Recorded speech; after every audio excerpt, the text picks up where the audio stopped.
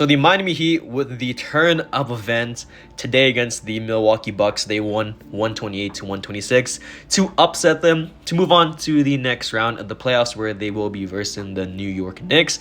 Now, this was a pretty competitive game, down the stretch. Jimmy Butler obviously was very clutch, but also guys like Gabe Vincent, Bam, even Kevin Love had some pretty good runs today. So we'll go over the game, talking about the Heat overall this series, and going into the next series, what we're going to be seeing from them. So we'll go over the box score here pretty quickly.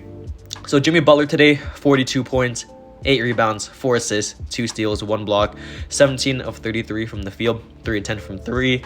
Butler, he's been absolutely amazing. I mean, the things he's done this whole series, absolutely nuclear for this Miami Heat team that didn't have Tyler Hero. A pretty important piece to this roster.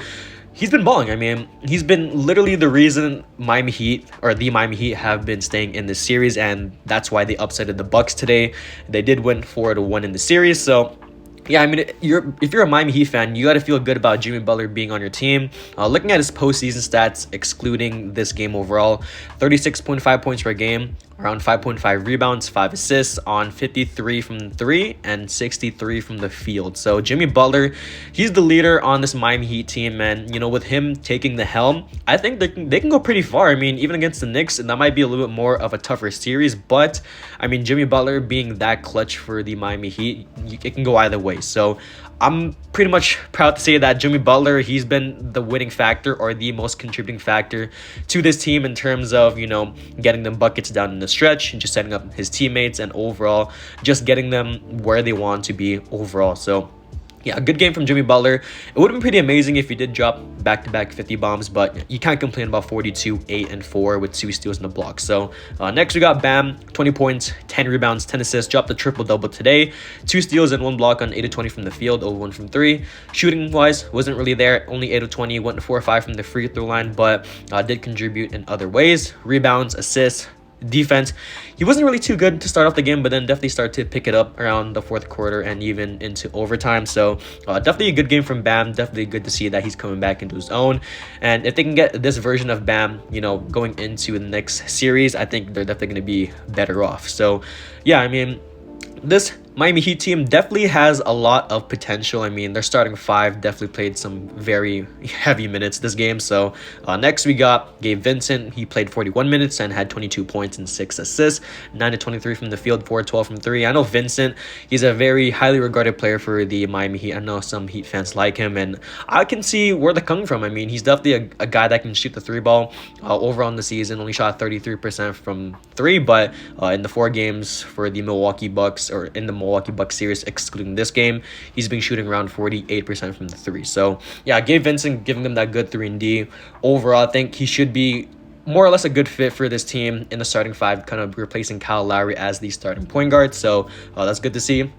We got Kevin Love, 15 points, 12 rebounds, 1 assist, with 5 of 11 from the field and 5 of 11 from 3. Only took 3s today, but did have 12 rebounds today, so that's great to see from Kevin Love. Pretty late season acquisition right there, but definitely proving to be a pretty valuable pickup in Kevin Love, something that can stretch the floor alongside Bam Adebayo, and I think that's a pretty good thing for him. Also can play some defense, not the greatest defense, but definitely could provide some defense, and overall just floor spacing is what you're really getting from him. Also, getting height, being around 6'8", so that's good to see too.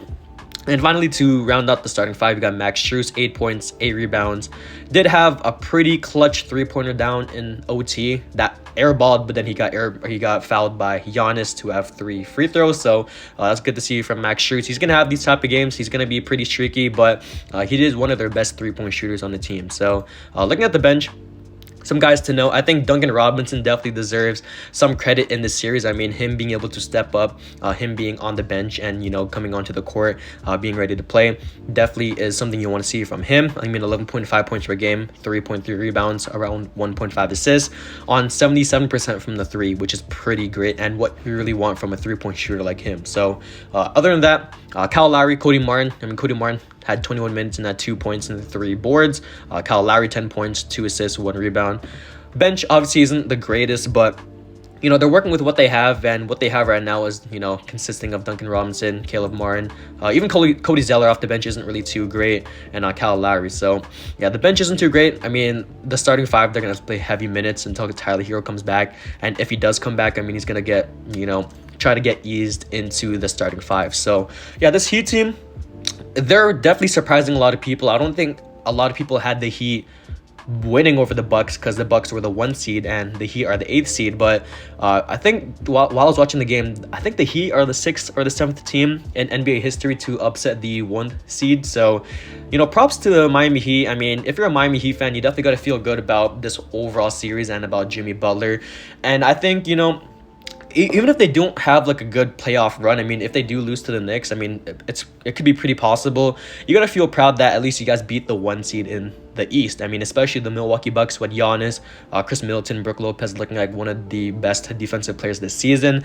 You know, it just feels good, and then especially with the team with no Tyler Hero, I think is definitely a huge accomplishment. So yeah, going into the Knicks series, we'll see what happens. I mean, Jalen Brunson, RJ Barrett, Mitchell Robinson, Julius Randle, all those guys. I mean, it's definitely going to be a pretty interesting series, but I feel like the Heat could take it. Now, I would probably go either way, but to be honest with you, maybe the Heat could take it in 6 or 7. It probably could go 7 games, but we'll see. You know, Heat fans, you guys can let me know what you guys think about the series overall with the Bucks.